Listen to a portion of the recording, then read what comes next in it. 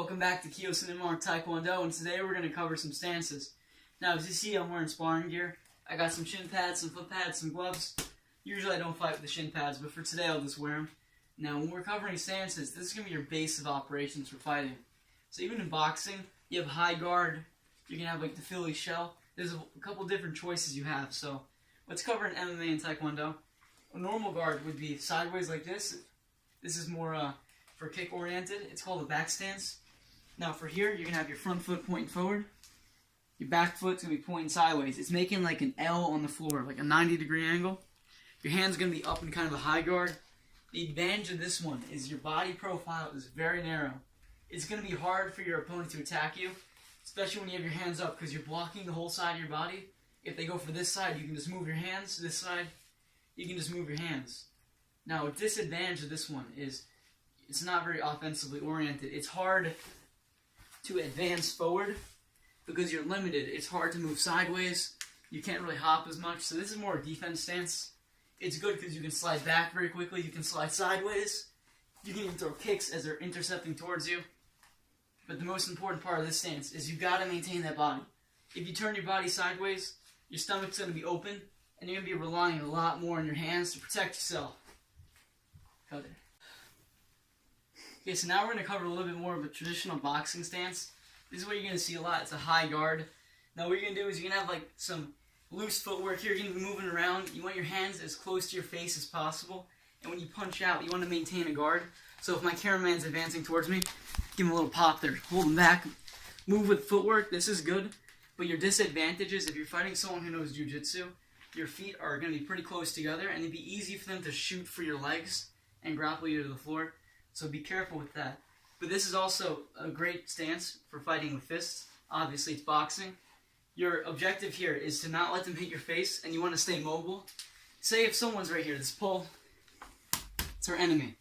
Instead of just attacking forward towards it, you might want to slip sideways, throw some jabs out. This is a great stance for moving around your opponent because your feet are so close together, you can take great big steps like that. But a disadvantage, like I said before, you got to watch your feet. It's easy for someone to go, do a slide tackle. They can lurch forward towards you. And since your feet are so close together, you can easily be knocked backwards. So when you're in this stance, you have to be very careful about those ground attacks. Okay, so from here we're going to move into more of a traditional Taekwondo stance. This one's the front stance. Now we've covered this one a bunch of times already. Front foot's going to be bent. Back foot's going to be straight, both of them facing forward, and you're going to have your hands up here.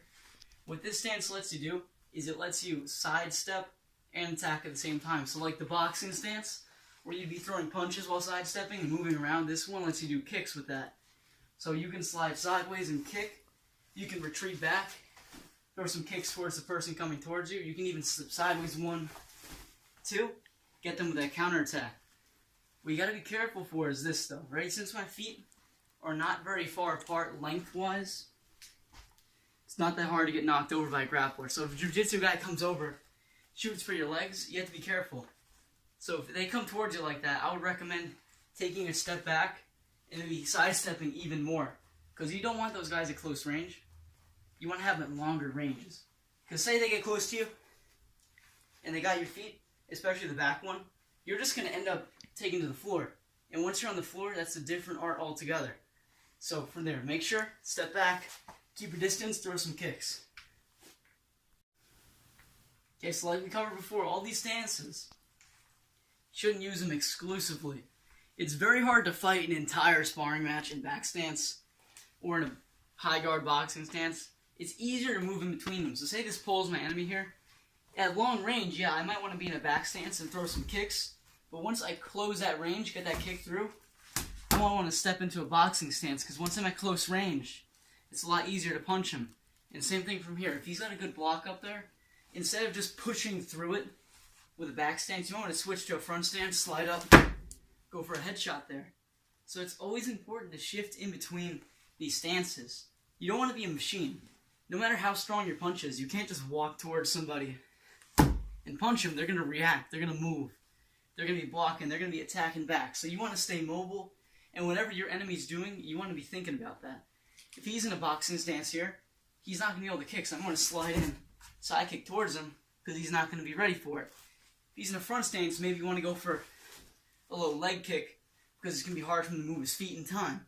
But the most important thing about practicing stances, this cow right here.